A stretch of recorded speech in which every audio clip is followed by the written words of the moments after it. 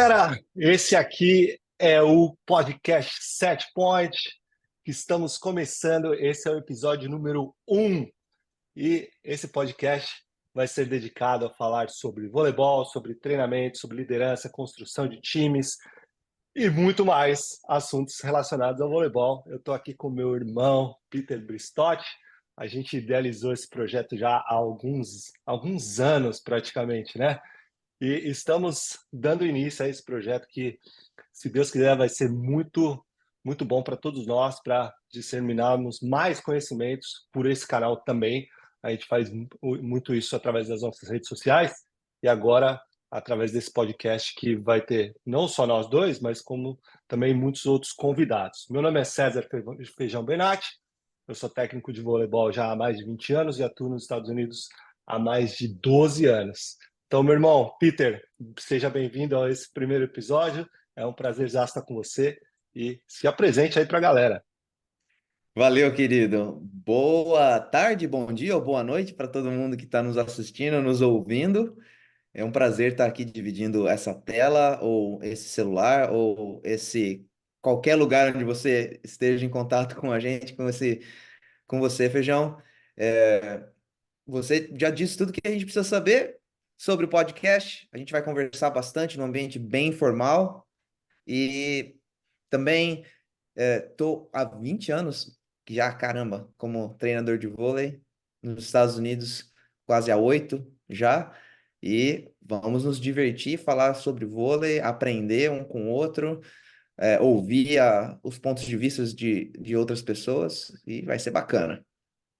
É isso aí. A gente está trazendo esse podcast com alguns objetivos em mente aqui. Então, o nosso primeiro objetivo, claro, é aprender mais, compartilhar conhecimento através de tudo que a gente já estudou, tudo que a gente aplica no nosso dia a dia e trazer outros enfoques aí de metodologias, de, é, de crenças sobre voleibol, seja ela científica ou não, mas a gente está aqui para debater todos esses assuntos e levar mais conhecimento para todo mundo.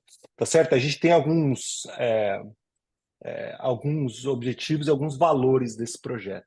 Bom, primeiramente, esse podcast se chama Set Point, que é um nome que cabe em inglês e português. A gente, como nós dois trabalhamos nos Estados Unidos, a gente fala inglês fluentemente, e eventualmente a gente vai ter alguns convidados que também vão falar em inglês. A gente vai ter esse podcast em português e em inglês. Acho que inicialmente vai ser mais em português, mas eventualmente a gente vai fazer em inglês também. E a gente, lá na frente, a gente vê como que a gente vai traduzir esses episódios que são em outras línguas, tá certo? Então, aprender é o valor número 1 desse projeto.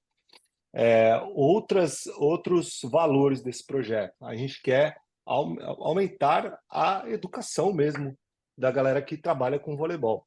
A gente estuda muito metodologias de treinamento, liderança, aprendizagem motora, construção de times.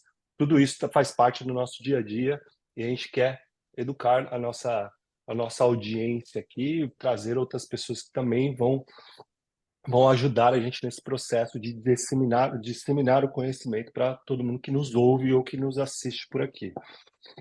Outra coisa é fomentar mais ainda o esporte. A gente trabalha nos Estados Unidos aqui, onde o voleibol é o esporte mais praticado entre meninas de idade escolar, principalmente do naipe feminino, muito crescendo bastante no naipe masculino também, mas tem muita gente que trabalha e joga voleibol aqui nos Estados Unidos. O Peter que tá acompanhando mais essa categoria de base, vamos dizer assim, né, através do clube que ele é diretor, pode falar mais um pouquinho em relação a isso. Dá mais ou menos uma ideia do tamanho do voleibol de base aqui nos Estados Unidos para a galera ouvir, Peter. Bom, gente, aqui o voleibol de base a gente chama de youth volleyball, né? Vai mais ou menos ali dos 11, 12 anos até os 17, 18 anos, e aí depois as crianças vão para a faculdade, e aí elas saem do ambiente em que eu tenho experiência e vão trabalhar lá com feijão na faculdade. E outros técnicos também, obviamente, né? Cara, o voleibol nos Estados Unidos nos últimos 10 anos cresceu demais.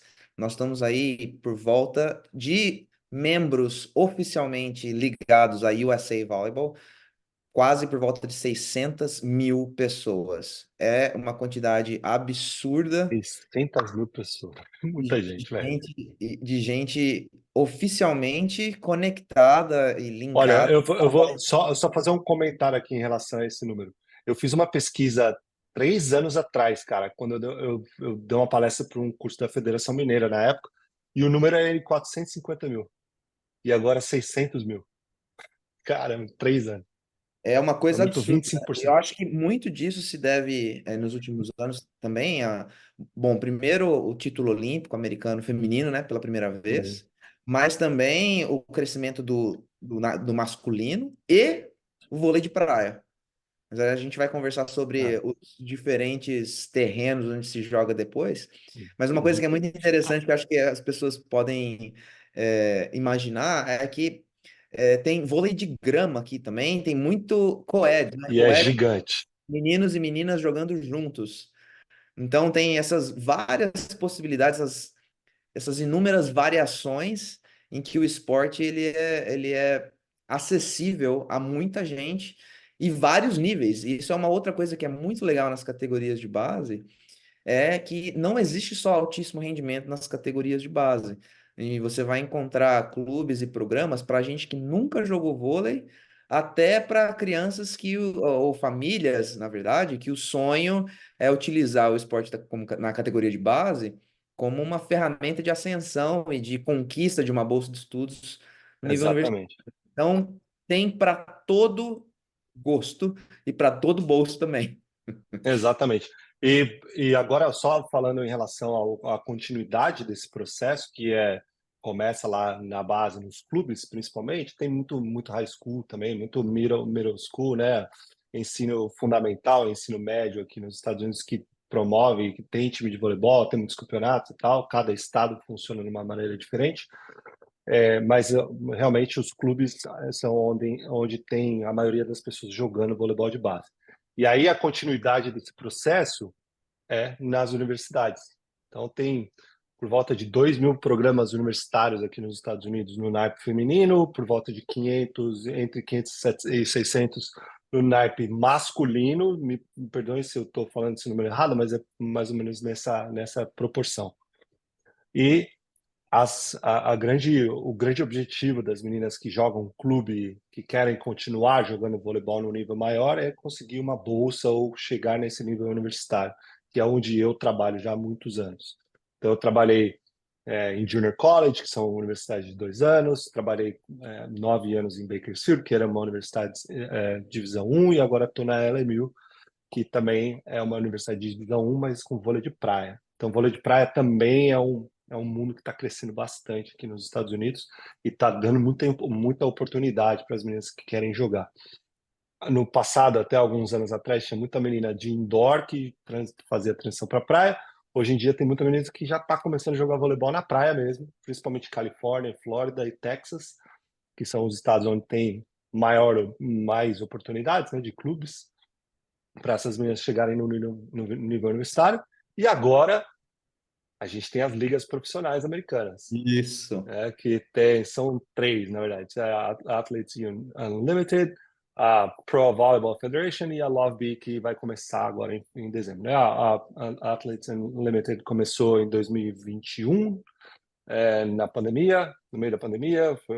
É um, Depois a gente explica melhor como é que funciona isso. Mas esse ano agora, em janeiro desse ano, começou a Pro Volleyball Federation, que é mais são times, tem sedes na cidade, e aí agora em dezembro de 2024, a gente está gravando esse podcast dia 21 de maio de 2024. Agora em dezembro vai começar a Love B, que promete ser uma das ligas mais fortes aí. E você falou outro dia no seu, acho que foi num grupo de WhatsApp que a gente pertence, que a hora que essas ligas se profissionalizarem mesmo, a gente vai ver uma, um domínio dos Estados Unidos, assim como é no basquete. Fala mais sobre isso.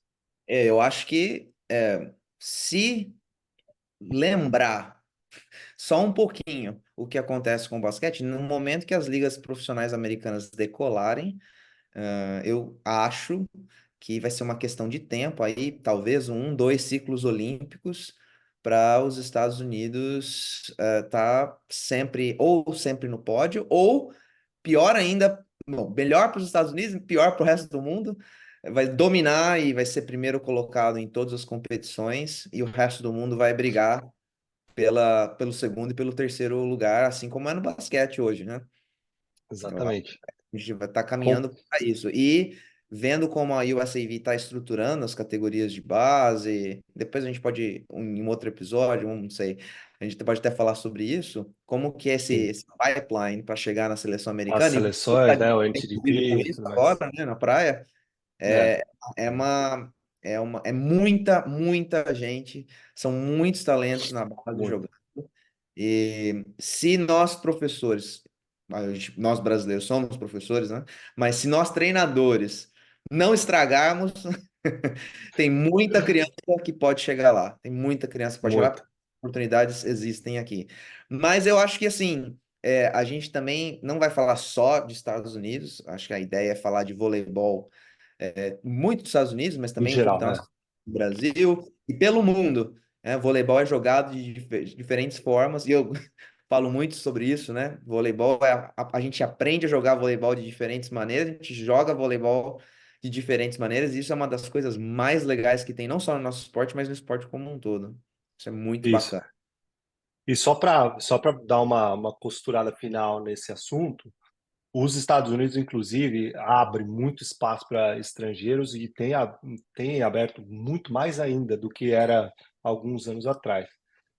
Quando eu cheguei aqui, o nível de Junior College era basicamente o principal para a entrada de atletas internacionais. Hoje a NCAA Divisão 1 tem muita menina de fora. E agora com as ligas profissionais, tem muita atleta que vai vir jogar aqui. A Fabiana é uma, a Kay Alves é uma outra que já está assinada com a liga. Paulo Coco é um dos técnicos que vai trabalhar num dos times da Love Beat também. O Marco Bonita, que é o técnico italiano que vai trabalhar num outro time lá de Austin também. Então tem muito intercâmbio de atletas e técnicos internacionais. Eu mesmo trabalho aqui no nível universitário, o Peter trabalha no nível de clubes. Tem muitos amigos nossos que trabalham tanto na universidade quanto no clube, então tem muita abertura para isso. E esse é um dos valores do nosso projeto também, que é conectar profissionais e fazer com que essas pessoas entendam como que o universo do voleibol aqui nos Estados Unidos e funciona e eventualmente ter alguns profissionais fazendo esse intercâmbio para vir trabalhar aqui também. E o intercâmbio de atletas é muito mais normal, mas o intercâmbio de técnicos também é bastante comum. Tem muita gente boa por aqui, né? Eu, Peter, Fiapo, o Carlos Moreno, Denise, tem 1 milhão aí de pessoas muito boas que vêm do Brasil para trabalhar e jogar voleibol aqui nos Estados Unidos. Enfim, a gente quer cada vez mais disseminar conhecimento, seja lá do assunto que for. A gente é apaixonado por isso, né? Um dos nossos valores de vida é esse, né não? Oh. Só vou assinar embaixo aqui agora, já falou tudo, não tem mais nada a acrescentar. Manda ver. Boa. Então, bom, a gente não se apresentou direito, né? Então Acho tá. que a gente. Essa empolgação do primeiro episódio aqui, a gente não se apresenta. Muita gente que conhece a gente, mas tem gente que não sabe, não faz ideia de quem a gente seja, né? Então, Peter, se apresente, dá um pouquinho do seu currículo aí. Vamos tentar abreviar. Vamos tentar ser breve. Bem, eu me formei em Educação Física em 2000, ó, bacharelado em 2009, e aí depois em 2010 a licenciatura na Universidade Estadual de Campinas, a Unicamp em São Paulo.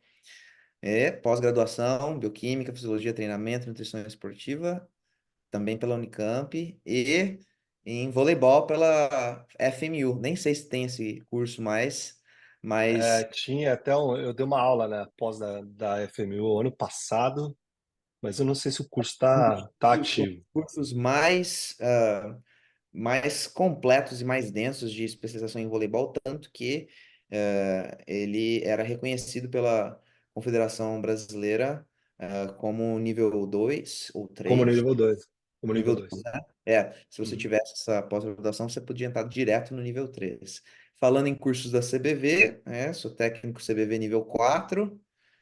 Nossa, faz um tempo já. 2010? Não, 2010 não, desculpa, 2020. 2020 foi um pouquinho. É? Não, antes. Antes da pandemia, 2019. Uhum. 2019, né, fiz o nível 4 no CBV, e essa é a minha formação por enquanto. Quero voltar para a universidade aqui para ver se eu consigo meu doutorado, pela mesma razão que o Feijão falou, não conseguiam parar de estudar. E eu gosto muito da educação formal, então isso aí é uma coisa minha. Em Campinas, da onde eu sou, Campinas, interior de São Paulo, comecei como estagiário na Sociedade Hípica de Campinas, depois me tornei professor e treinador das categorias de base lá, e vim para os Estados Unidos através de um contato em comum de uma atleta que nós mandamos para cá, né? O Feijão aí você falou sobre as oportunidades para atletas, e ao mandar uma atleta para cá, acabou abrindo essa porta para mim, e a dona do clube onde eu trabalho acabou me contratando, trazendo para cá para a gente começar um clube nas categorias de base aqui onde eu tô no Northern Virginia, bem pertinho da capital do país, Washington, D.C. Quando nós começamos em 2016, temporada 16, 17, nós tínhamos duas equipes, uma para ela, uma para mim, e um era assistente do outro.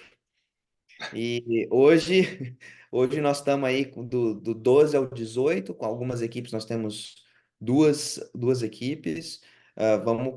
Estamos começando um trabalho com as crianças de 9, 10 e 11 anos também.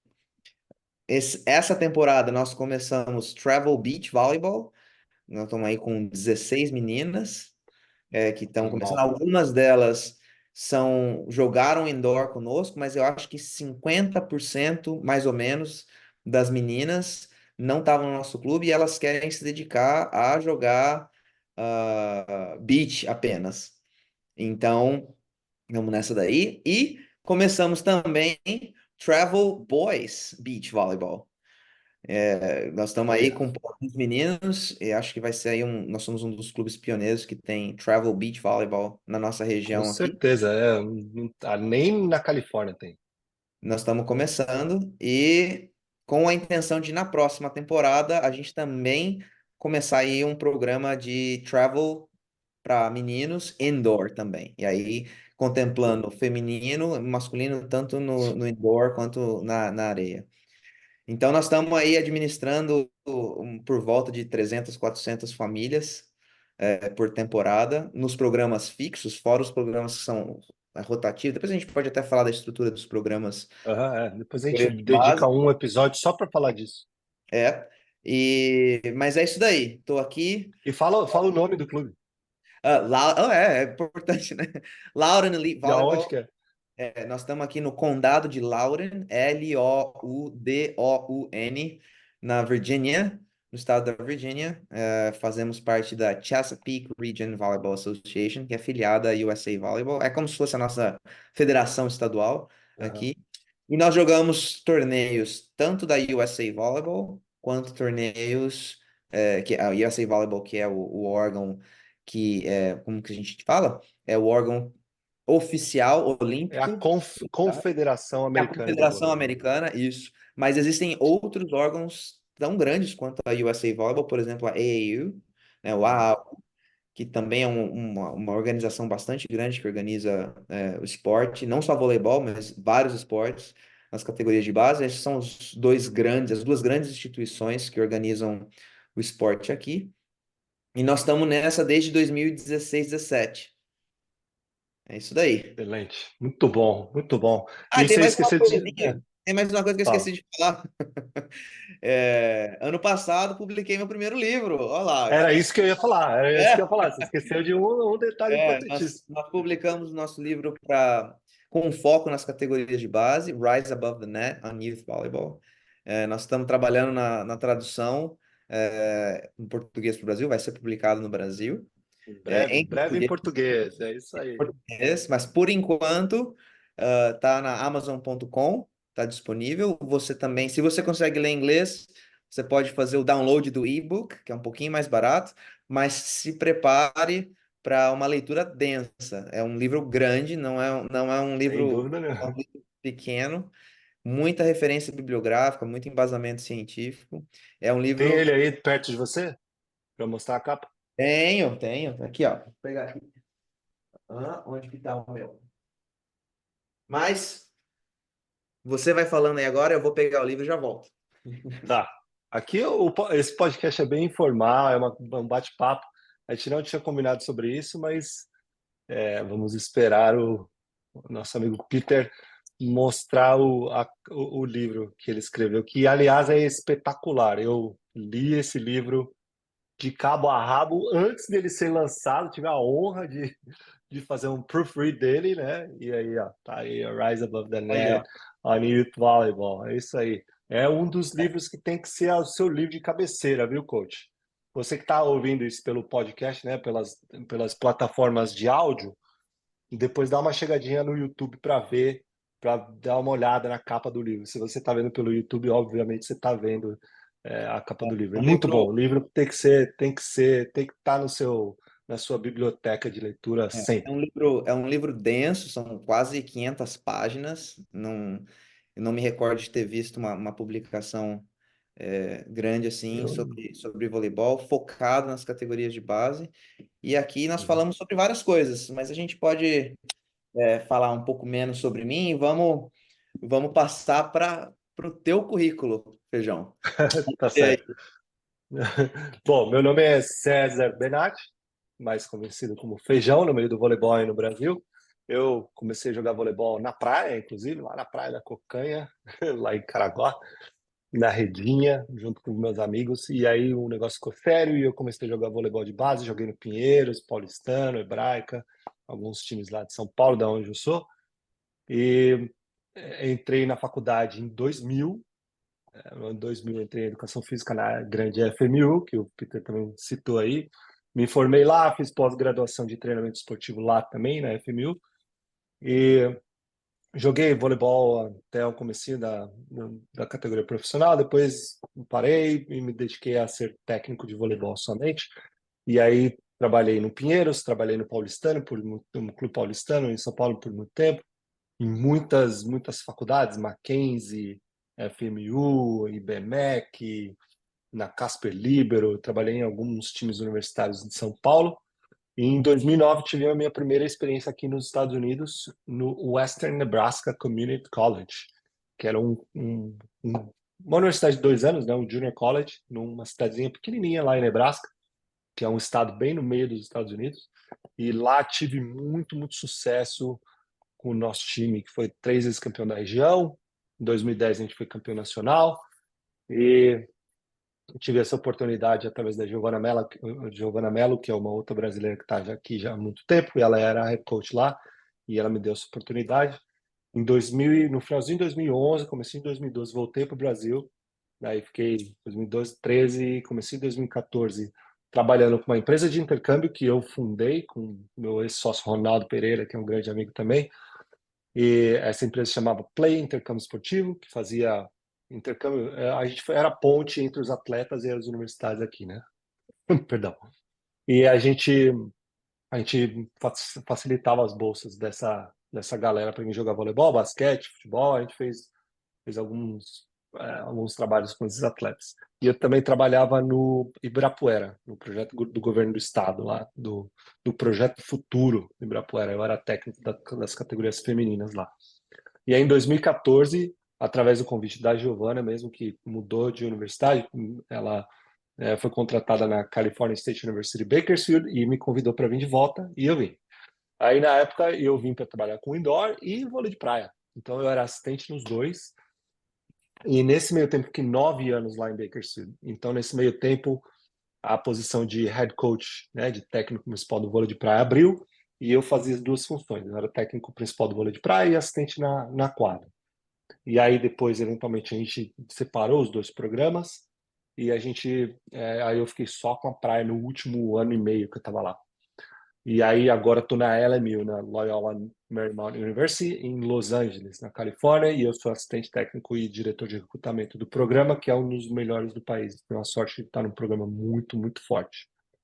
E nesse meio tempo também que eu estava lá em Bakersfield, eu comecei a fazer é, coaching clinics, né, fazer cursos de educação, de capacitação de técnicos de voleibol, baseado na metodologia americana. Então, fiz 4 anos esse curso com parceria com a Unisport Brasil, que é uma empresa de São Paulo. Grande gratidão por eles por terem aberto essa porta para mim. Em 2020, quando bateu a pandemia, eu, eu encerrei a minha parceria com eles e comecei esse projeto solo, que é o César Feijão Benatti, que é onde a maioria das pessoas me conhecem através do meu Instagram, dos meus cursos online e tudo mais. E em 2022, tive a honra de ser convidado a trabalhar na USA Volleyball como técnico da seleção americana de base. A USA Volleyball tem um programa que chama National Team Development Program, que é um programa de desenvolvimento mesmo, para atletas tanto indoor como praia. E eu participo desse programa já há 2 anos. Inclusive, no fim de semana passado teve um outro bloco de treinamento, foi muito legal. E eu trabalho com a maioria dos blocos de treinamento eu estou com as meninas, mas esse ano também treinei os meninos, e é tudo entre 15 e 20 anos, essa galera. E esse programa serve para filtrar os melhores atletas para eventualmente mandar esses atletas para competirem internacionalmente em campeonatos mundiais, Norseca, que é a confederação continental aqui, e Universiade, né, o University Games, e competições desse nível. E aí, eventualmente, essa galera vai para as seleções adultas também. Então, esse é um pouquinho da minha vida aí profissional, do meu currículo.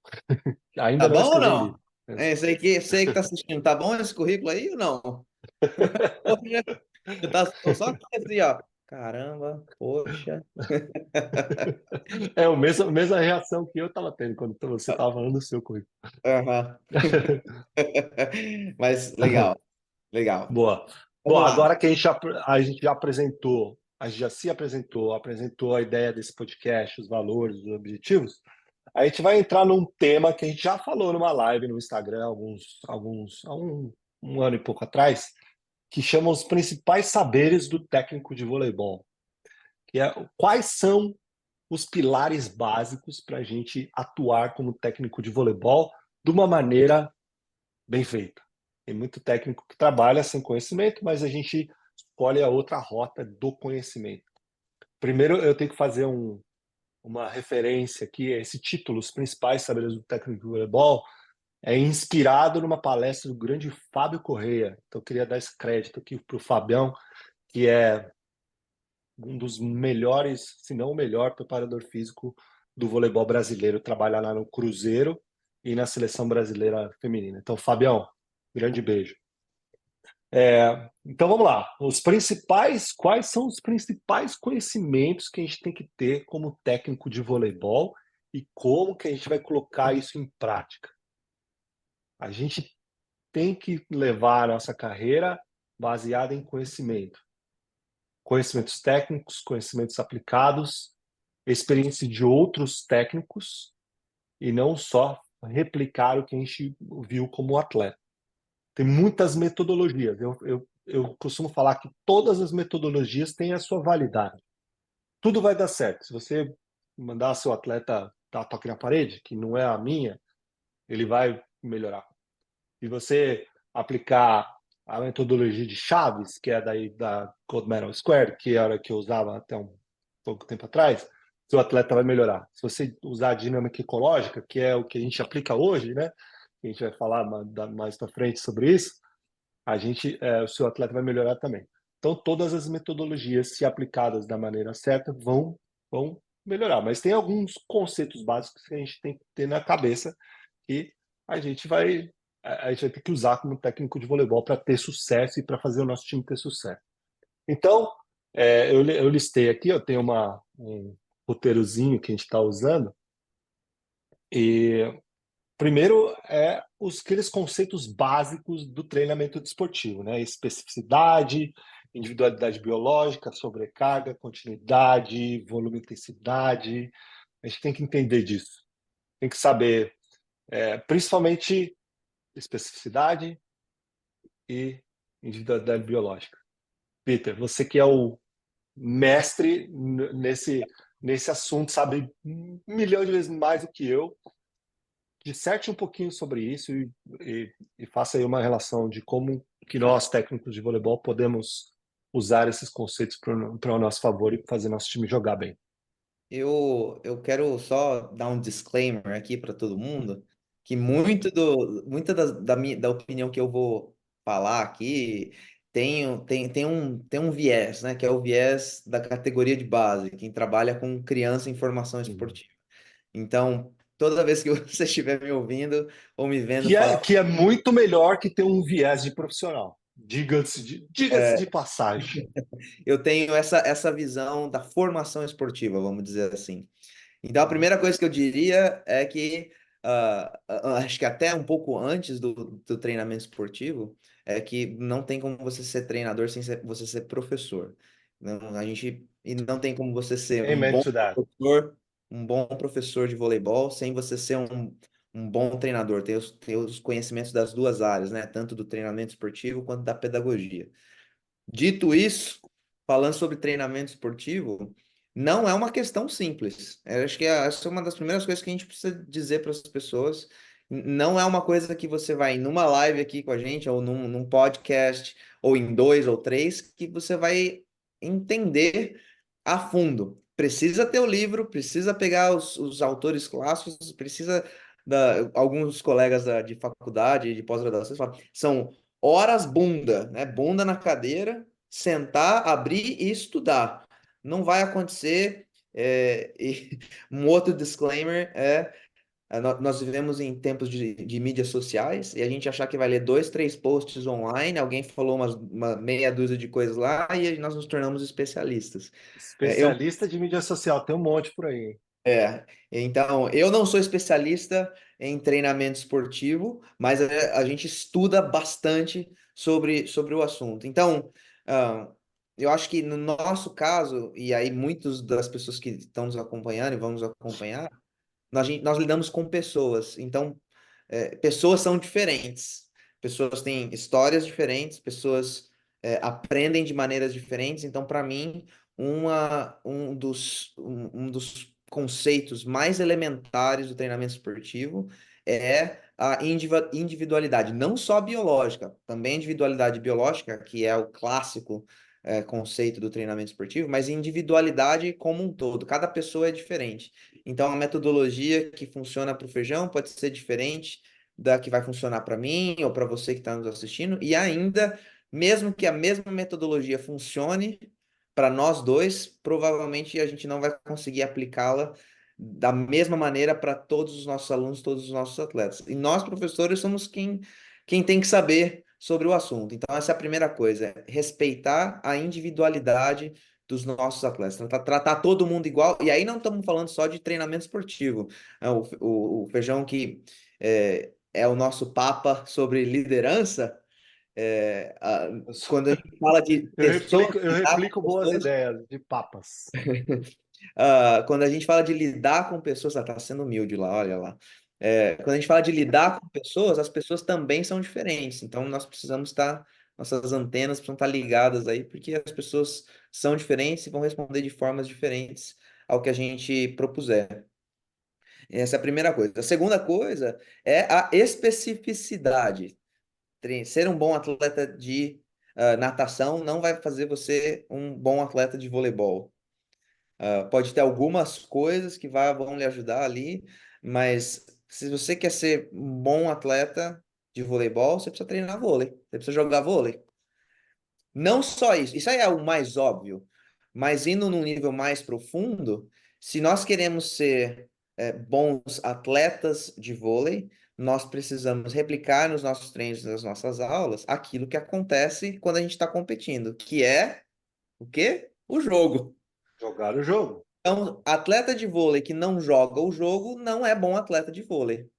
né? Pode ser um bom atleta de exercícios ou de outras propostas, mas se nós queremos que os nossos atletas sejam bons em jogar voleibol, adivinha?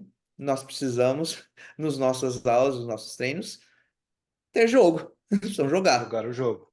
jogar o jogo. E Amen to that as well. existem outras alternativas, outras propostas, mas que são baseadas no jogo. Eu não preciso jogar necessariamente o jogo formal, 6 contra 6, quando a gente está falando de indoor ali o tempo todo, mas aquilo que eu queira dar uma ênfase, eu preciso que seja um recorte do jogo, algo que faça sentido dentro do contexto. Eu vou dizer assim, ó, de um jeito bem simples, precisa estar na cara qual que é o objetivo e qual que é a aplicabilidade daquilo que eu estou fazendo para na hora que eu estiver jogando esse desenvolvimento atlético, ele se reproduzir no jogo, ele se traduzir no jogo. Então, se eu ficar fazendo lá 50 passes, e a gente vai falar muito sobre isso em outros episódios, mas se eu vou ficar fazendo 50 passes sempre numa previsibilidade, algo, né, numa sequência previsível, eu vou ficar bom em passar bolas que são previsíveis. E o jogo ele não é previsível. E eu costumo dizer que a única coisa previsível no jogo de voleibol é a sua imprevisibilidade. A gente tem uma ideia do Previsibilidade. que pode ser que vai acontecer, da sequência de ações, mas no frigir dos ovos, o fato é que o jogo em si é imprevisível. Eu não sei onde o levantador vai levantar, eu não sei onde o saque vai acontecer, eu não sei onde que vai atacar, que é que o atacante vai atacar, eu não sei nem se ele vai atacar, se vai largar, o que que vai acontecer. Eu tenho uma ideia, mas no final das contas a regra de ouro é a imprevisibilidade, ela precisa estar inserida no nosso dia a dia. Eu acho que esses são dois E até, componentes até para desenvolvimento técnico. até E aí para a gente vai, quando a gente for falar de dinâmica ecológica aqui, que com certeza vai ser um dos assuntos do podcast, aí a gente vai falar dessa imprevisibilidade na hora de você desenvolver o seu atleta na questão técnica. Mas isso é um assunto para depois. e muito interessante, mas Vou. uma Merece hora um episódio só só para para isso. isso, exatamente. E Isso aí. os conceitos mais tradicionais do treinamento esportivo, né? Volume, carga, intensidade, todas essas questões elas são muito importantes para a gente aprender a aplicar num esporte que é coletivo. É muito difícil você quantificar carga de treino para esportes coletivos, mas é possível. É possível e os livros, a ciência já demonstrou para a gente como se faz. A gente só precisa ir atrás da informação. É isso aí. E um outro conceito importantíssimo para a gente, que a gente não dá tanta atenção, a gente geralmente estuda muito sobre esses aspectos científicos da parte de volume de treinamento, de especificidade, da biológica, todos esses conceitos mega importantes do treinamento esportivo. Só que a gente não estuda tanto sobre como que a gente comunica isso para os nossos atletas e como que a gente vai realmente tocar o treino ali, como que a gente vai dar o feedback. O feedback é uma coisa extremamente importante para a gente desenvolver o nosso time. Se a gente comunicar as coisas da maneira errada, provavelmente não vai obter o resultado que a gente quer. Então, tem muitos estudos recentes em como oferecer feedback, né? Então, no nosso roteiro aqui, qual a melhor estratégia de oferecer feedback?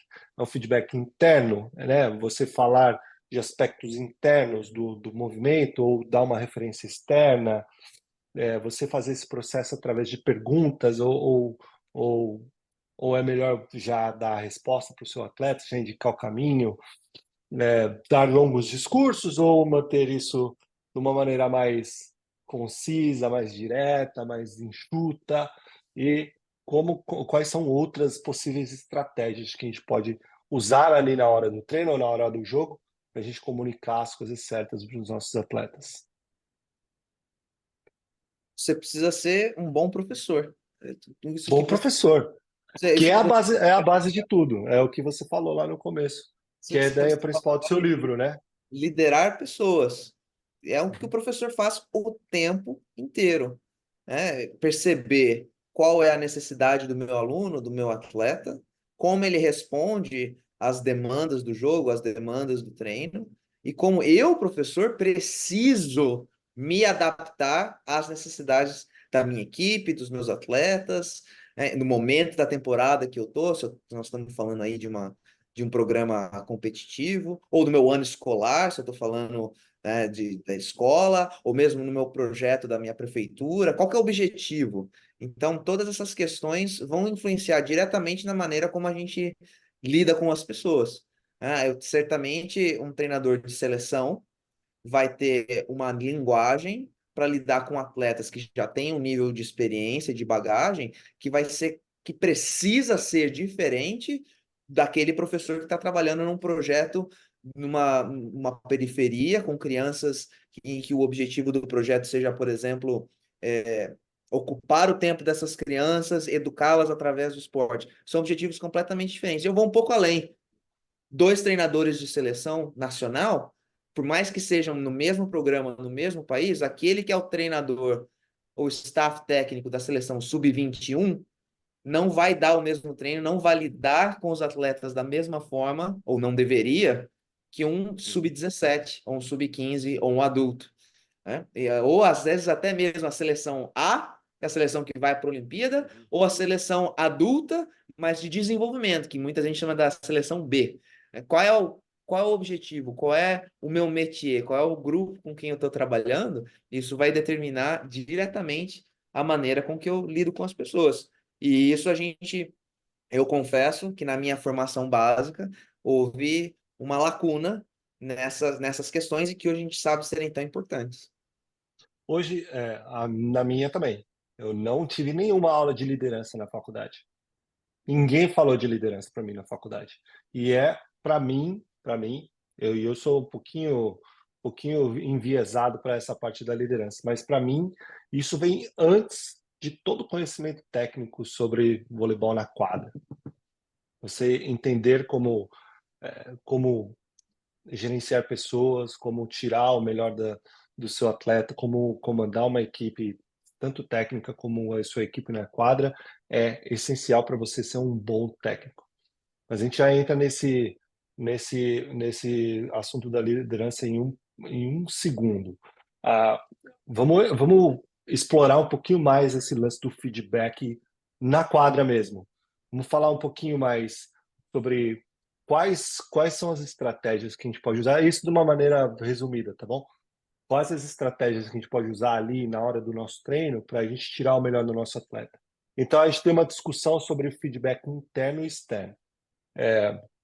Como você tem muito técnico de voleibol, e eu já fui um desses, obviamente, e já tive técnicos que eram assim também, e na hora do ataque me falavam, levanta o cotovelo, levanta o cotovelo, levanta o cotovelo. E tem uma frase do John Mayer, que é, é o cara que trabalha comigo, que é um dos maiores especialistas aí de treinamento aqui nos Estados Unidos, que fala o, o corpo tem muito pouco interesse em ouvir o que o técnico está falando. E isso aí é uma discussão, outra discussão também, mas como que a gente oferece, como que a gente otimiza nosso feedback técnico na hora de uma ação?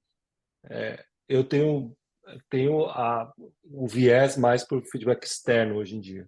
E até não dar nem feedback, é você desenhar a atividade para o seu atleta chegar naquela ação motora que você quer, que é a tal da dinâmica ecológica. É o Constraint-Led Approach, que também eu estou falando um monte de coisa que a gente vai falar depois, mas aqui as coisas vão vir na minha cabeça e precisam de muito mais explicações. Mas qual é a sua ideia em relação a feedback técnico ali na hora do jogo para você otimizar uma ação motora do seu aluno? Eu acho que você e eu também, e a maioria dos professores, quando nós começamos, é meio que natural e compreensível que a gente parta para um feedback que seja mais simples de dar, né? Aquele feedback que seja baseado no meu conhecimento como treinador, e aí eu vou deixa eu só fazer um parênteses, tem que saber de vôlei também, né? Um dos saberes Tem dos que saber treinadores de vôlei, sem tem que dúvida. saber de vôlei, tem que saber ensinar os fundamentos, né? Tem que saber sobre estratégia de jogo, progressões e tudo isso. Sem Então, dúvida, sem esse dúvida. acho que é um ponto pacífico, né? E continuar estudando, porque A gente pode parar de estudar vôlei quando o esporte parar de progredir e de mudar, né? Então, enquanto o jogo muda, a gente tem que continuar estudando. Enquanto as Ou tendências seja, para sempre. para sempre. Enquanto houver esporte, enquanto esse esporte for jogado por pessoas que são diferentes, o esporte vai mudar, né? Então, É. esse é um ponto. Mas então, voltando ao feedback, é a gente corrigir o gesto técnico a partir de uma correção cinegiológica ou biomecânica, é o que mais está ali na cara. É o feedback mais curto, mais que no nosso conhecimento, na nossa experiência, quando a gente está no começo de carreira, que a gente acha que vai ser o mais efetivo, como você disse, levanta o cotovelo para atacar, é, é o que talvez seja o mais usado pela maioria dos técnicos quando a gente fala de questões técnicas. Mas eu gosto de pensar que a técnica ela está a serviço do jogo. Então, eu utilizo A, B ou C, ou X ou Y técnica com algum objetivo. Então, eu gosto muito de, fazer perguntas. No treino eu faço muita pergunta em vez de dar resposta. Então, Esse lá é um eu ponto importantíssimo. faço bastante pergunta e Vygotsky, e aí se você esqueceu de quem é Lev Vygotsky, é um psicólogo muito importante da área de educação, vai lá ler Lev Vygotsky, Zona de Desenvolvimento Proximal, e levar os meus atletas a descobrirem a resposta através de questões direcionadas. Essa é uma questão. O segundo jeito de construir um feedback então, o que esse braço, esse cotovelo baixo, eu, como treinador, preciso saber, né? O que esse cotovelo baixo está resultando? Qual que é o resultado desse cotovelo baixo num ataque, por exemplo? Então, eu foco lá na aplicação no jogo. Você olha, e você tá, seu ataque, a bola tá batendo na fita, né? E como é que você vai conseguir fazer a bola não bater na fita sem magicamente saltar mais alto? Eu preciso que essa bola passe por cima da fita. Então, se eu já começar a dar um feedback na bola, baseado na bola, eu já tirei do corpo do atleta e vou falar assim, ó, quais são as coisas que você está prestando atenção no jogo que podem te ajudar a melhorar o seu contato com a bola? Que momento que você está saindo para a bola? Você sabe exatamente o que observar ou vai só no feeling? E aí eu já vou identificando no meu atleta quais são as suas deficiências, quais são as pistas do jogo, né? Os momentos do jogo que estão servindo ali de dica para o meu atleta para ele tomar a decisão. Estou prestando atenção. Primeiro, se está prestando atenção ou não está, ou se só está reagindo a algo que acontece.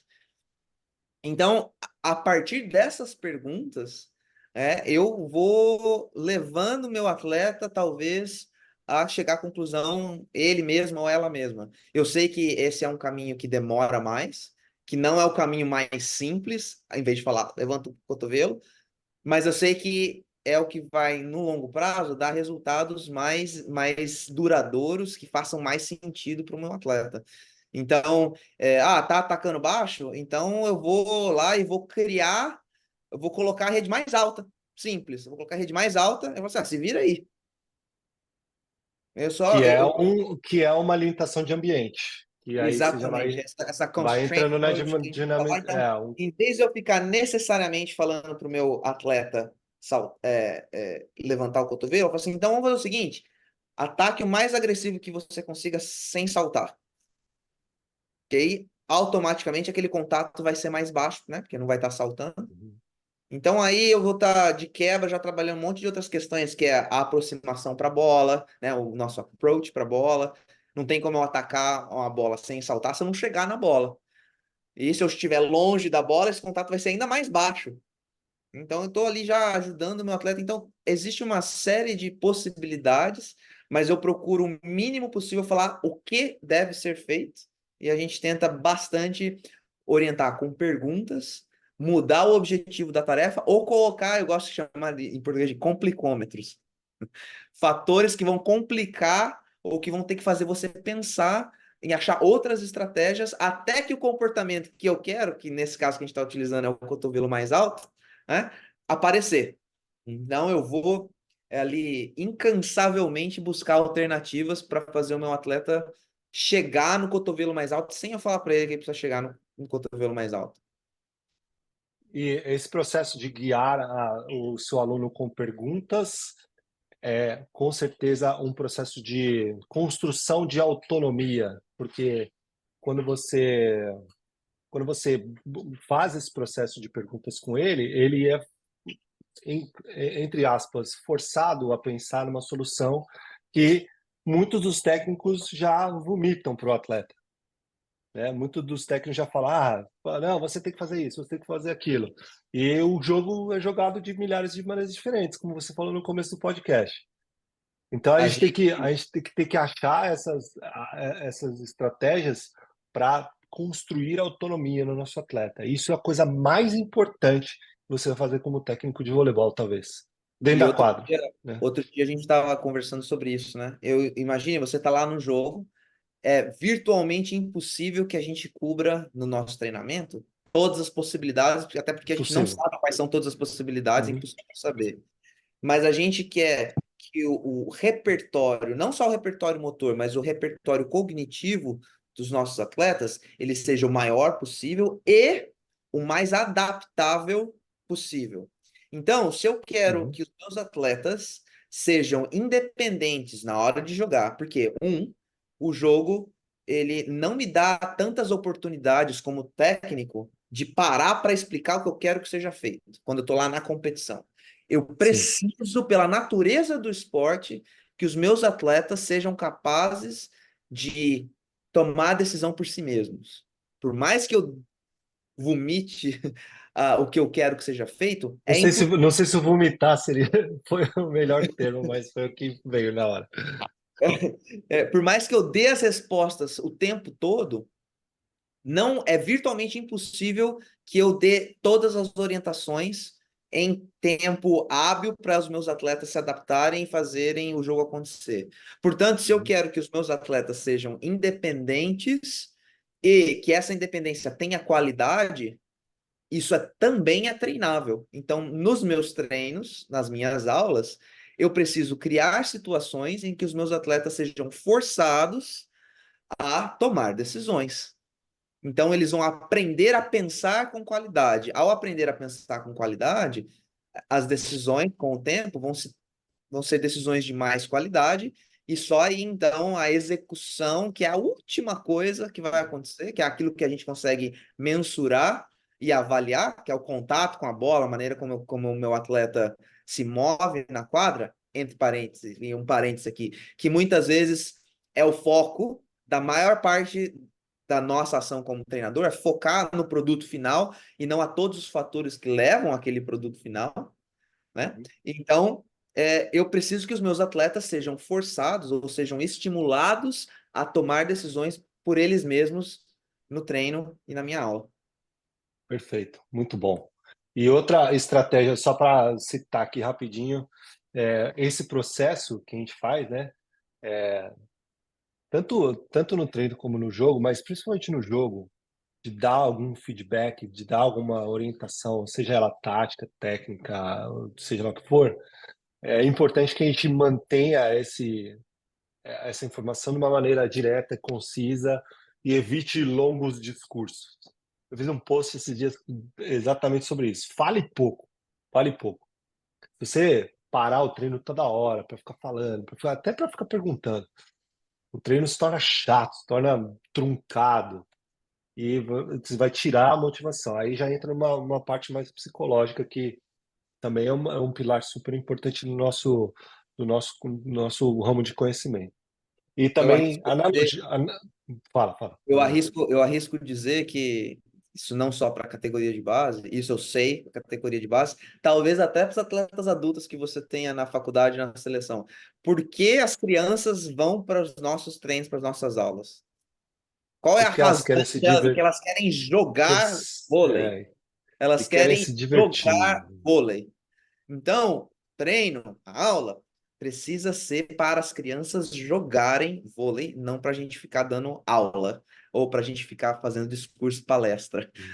Então, Exatamente. E menos, quanto mais a quanto gente fala, mais menos as crianças tocam na bola.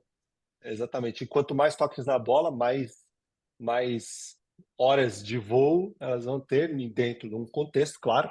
E aí se você chega no, em outros ganhos aí que a gente vai ter. Outros não, né? O ganho principal que a gente quer que é melhorar. E também analogias. Analogias é um lance que eu gosto muito. Eu sempre uso a do leão atacando a zebra. É o para você falar pro seu atleta. A gente tem que desenvolver um approach para a bola do devagar para o rápido, que é uma das chaves lá do Gold Medal Square para você ter um ataque fazer o ataque, a aproximação para o ataque de uma maneira melhor. Se você falar, não, você tem que ir devagar para o rápido. Ele falou, tá, mas o que é devagar e o que é rápido? É um conceito super subjetivo, né? Então, o meu rápido pode ser devagar para alguém. O meu rápido provavelmente é devagar para alguém hoje em dia. Não, só que, cara, o leão atacando a zebra, todo mundo já viu um vídeo de um leão atacando a zebra. Ele começa devagarzinho e vai lá e pum! Aí ele termina o final do movimento do ataque muito rápido, explosivo. Então, cara, o cara vai olhar, pô, uma referência externa, uma analogia que não está dentro de mim, é muito mais fácil de eu entender, eu já vi acontecendo, eu não preciso olhar para dentro de mim para entender, e aí é muito mais aplicável, né? Então tem milhares de analogias que você pode usar para você transferir isso para um movimento dentro da quadra. E é isso aí. Bom, a gente já está em 1 hora já no nosso podcast. A gente falou, não, vamos deixar em 1 hora. Daí tem mais 3 assuntos para falar aqui. Mas a gente pode resumir esses assuntos e desenvolver esses assuntos de uma maneira mais extensa em outros episódios, que provavelmente a gente vai ter que fazer. Que é as questões filosóficas, né, de liderança, de construção de time, e as questões psicológicas também, de psicologia do esporte, que a gente acha extremamente importante para nossa profissão de técnico de voleibol, lá para os saberes do técnico de voleibol. Então, só para dar uma pincelada rápida aí, liderança. Liderança é um assunto que eu estudo muito, muito, muito, muito, e amo estudar sobre liderança, e para mim é o pilar principal, inicial de um técnico de voleibol. Se você quer lidar com pessoas, você tem que saber liderar, certo? Então, eu falo lá sempre dos 8 pilares da liderança, que é a minha palestra sobre liderança. Então, todos esses pilares, né? O servir, amor, positividade, disciplina, comprometimento, todas aquelas coisas que eu sempre falo, são extremamente essenciais para a nossa atuação. Todos esses conceitos cabem em vários tipos de liderança. Tem muita gente que fala em tipos de líderes. Eu falo em conceitos de liderança que cabem para todos esses tipos. Então, se você quer atuar como técnico de voleibol, você tem que estudar sobre liderança, tá certo? O Peter, grande líder também, comanda um clube, inclusive. Então, o que você tem para adicionar aí nesse assunto?